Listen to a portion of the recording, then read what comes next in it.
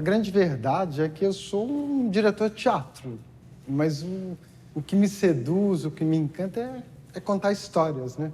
Eu acho que eu sou um grande contador de histórias, seja pela plataforma da curadoria, das artes visuais e, enfim, pelas artes cênicas.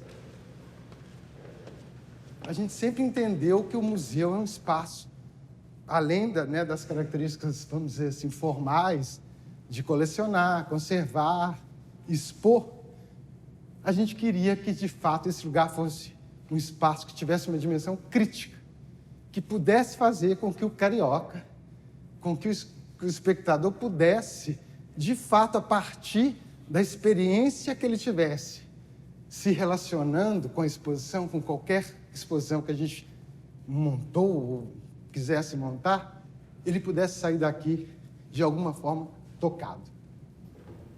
Sempre o museu tem, no terceiro andar, exposições dedicadas à história do Rio. E, obviamente, a gente começa a pesquisa sempre pela coleção do museu. Mas essa é uma exposição diferente.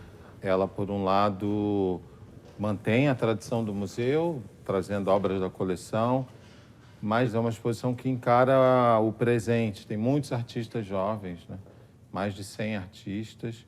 E, por conta da pandemia, ela é um pouco montada, eu sempre tenho dito, meio bordada à mão, né? Então, a gente pôde ousar nas texturas.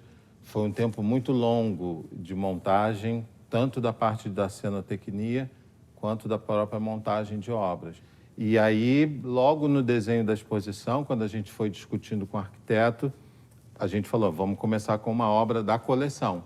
Então, a gente começou com esse Ivens Machado, que traz elementos, né? Enfim, os sacos de obra, pedaços de gesso, como se fosse também uma narrativa de uma obra desconstruída entre a demolição e a construção, que também é uma coisa que interessa muito a gente nessa exposição. E aí a gente começa toda a narrativa, todo o diálogo, que é o grande prazer de se fazer a exposição, mas, por outro lado, estando no Museu de Arte do Rio, no MAR, para a curadoria é um prazer que precisa ter posicionamento.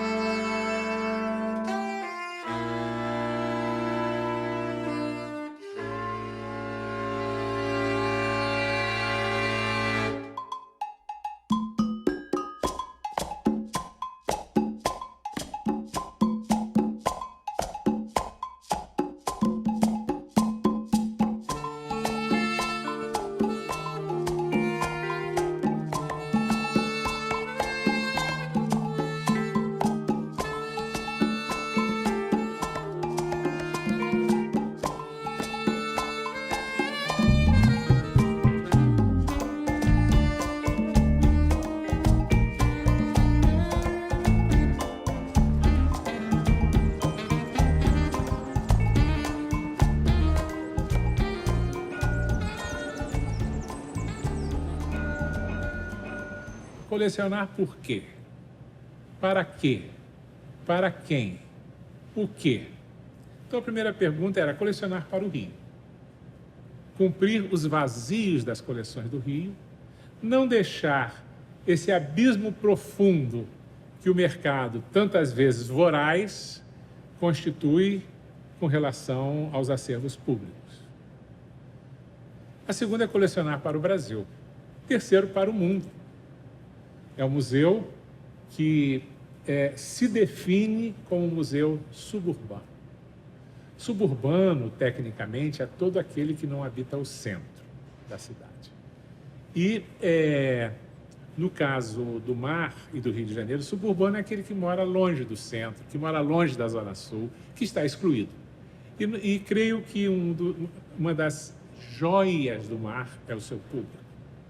Porque o MAR conseguiu ser um museu de identificação, dentro dessa forma carioca de pensar o museu.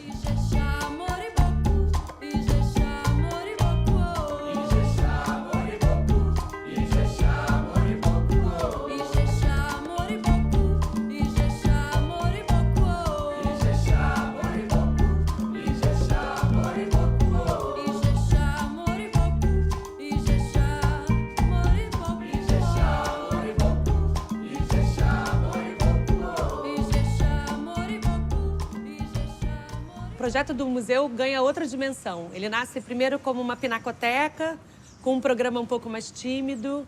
E aí, no momento em que a gente ocupa o prédio ao lado, isso se expande e aí nasce também o conceito da Escola do Olhar. Nasce o conceito desse museu-escola, escola-museu, que não tem só o seu pavilhão de exposições, mas se expande para outros espaços de interação com o público, né? Que não é só uma interação por meio da sua comunicação dispositiva, mas também comunicação pelas suas linhas de atuação, tanto de acervo, quanto também linhas de atuação educativas, né? Então, nesse momento, ele ganha essa dimensão e é batizado pelo Paulo Herkenhoff como MAR, Museu de Arte do Rio. Talvez a primeira grande inflexão da história do MAR tenha sido se transformar num museu, né? Ter a ousadia de se imaginar enquanto museu, né? Esse museu que foi ali concebido, né, pela Fundação Roberto Marinho, né, e Paulo Herkenhoff, além de inúmeros parceiros, e que juntos brigaram mesmo, né, lutaram para que essa instituição fosse um museu com acervo. Entretanto, formar um acervo demanda, né, uma série de estruturas, condições, inclusive orçamentárias, que essa instituição nunca dispôs, né? A Prefeitura do Rio de Janeiro pôde tornar o museu real, mas não tinha condições de viabilizar uma política de formação de acervo. Então, como formaram, né, esse acervo? Por que vias práticas a gente vai fazer? Nós temos peças de 2.000, 3.000 anos, até o que está se fazendo em 2020, agora, hoje, né? A gente vê aí essa exposição atual, né, a Casa Carioca, com 2 dezenas de artistas querendo participar desse museu. Por quê? Porque os artistas entendem que essa é uma casa deles também. Que o que eles doarem para cá se doa a uma sociedade. Não se doa para um museu que é um repositório de tesouros, entesourados, guardados, escondidos. Mas que tudo flutua, tudo está junto, sem hierarquização de nomes, de origens, de valor monetário, etc. e tal. Para que algo exista num acervo, existe aí uma complexidade, né? Uma trama muito sofisticada de desejos, contínua produção de pensamento sobre aquilo, né? A convocação constante para que novos olhares, novas pessoas se dediquem, né, àqueles objetos, é também produção de mais desejo, né? É continuar botando esse desejo no mundo, né? Colocando esse desejo em movimento para que, enfim, na condição de desejo que pulsa e que vive por si próprio, ele perdure. Um acervo é difícil, né? Pensar isso de uma maneira simples, né?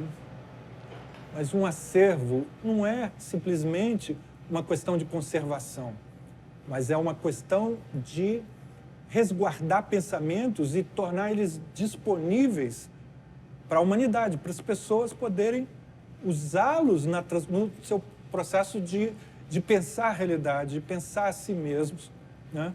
Então, um acervo é um manancial humano, vivo, que você pode chegar lá e acessar imediatamente. Uma grande coleção é um tesouro inqualificavelmente grande, né?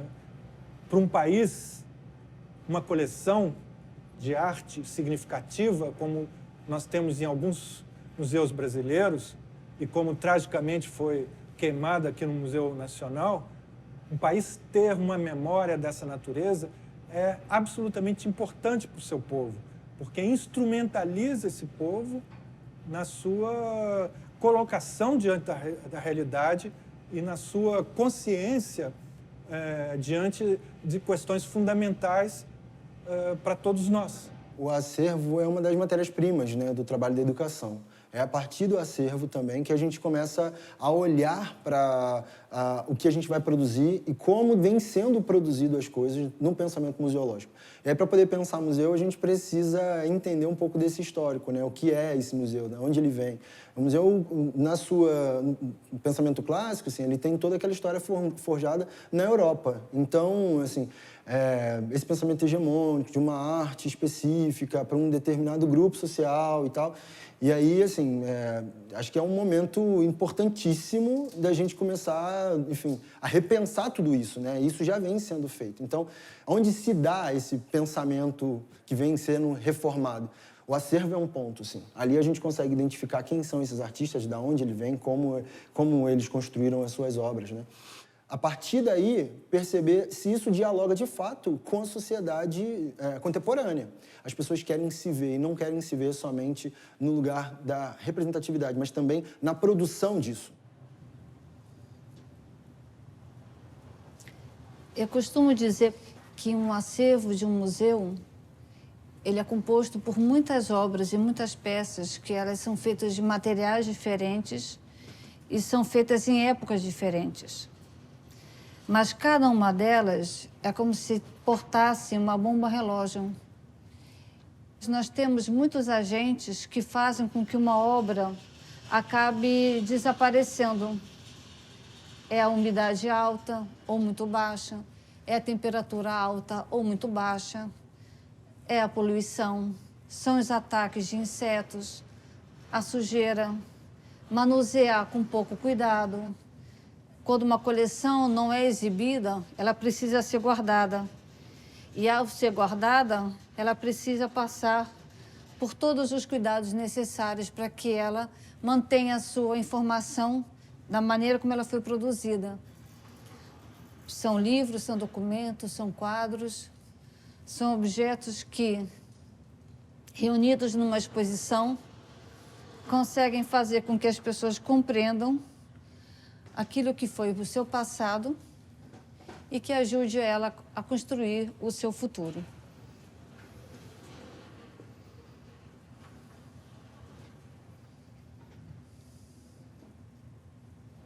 Um trabalho em equipe. São os museólogos, arquitetos, engenheiros, são os brigadistas, são os montadores. A gente tem que pensar os fluxos de como as obras vão entrar e sair. Então, é um trabalho que é multidisciplinar. E por isso que deu muito certo, porque foram muitos saberes que entraram na construção dessa reserva técnica. E ela tem a particularidade que ela é uma reserva técnica visitável. Então, o público espontâneo pode se aproximar ali do aquário, como a gente chama, e verificar qual é o trabalho em loco que a gente está fazendo com a coleção, com esse acervo que lhe pertence por direito e por ser da sociedade daqui do Rio de Janeiro. Então, não só, digamos, a partir de uma curadoria feita por um curador na exposição. Pode chegar aqui na Reserva Técnica e ver como é que a gente está cuidando desse acervo, e a gente recebe também grupos dentro da Reserva Técnica e vai conseguindo também ampliar. Eu diria que o entendimento que a preservação de um patrimônio depende de todos nós, não depende só do técnico, do profissional que está dentro do museu. Um museu também é feito de números, né? E acho que aqui vale ressaltar que hoje o MAR tem um acervo composto por 31.140 itens, entre itens museológicos, entre itens arquivísticos e bibliográficos, e orçado aproximadamente em 150 milhões. E aqui vale dizer e agradecer, né, a todos os doadores, porque 99% do acervo é integralmente doado, sem um centavo do poder público. Doado pela sociedade civil, pelos artistas, e isso também é um grande legado, né? Um grande legado e um volume numérico que eu acho enche os olhos. 31.140 itens em 7 anos de existência.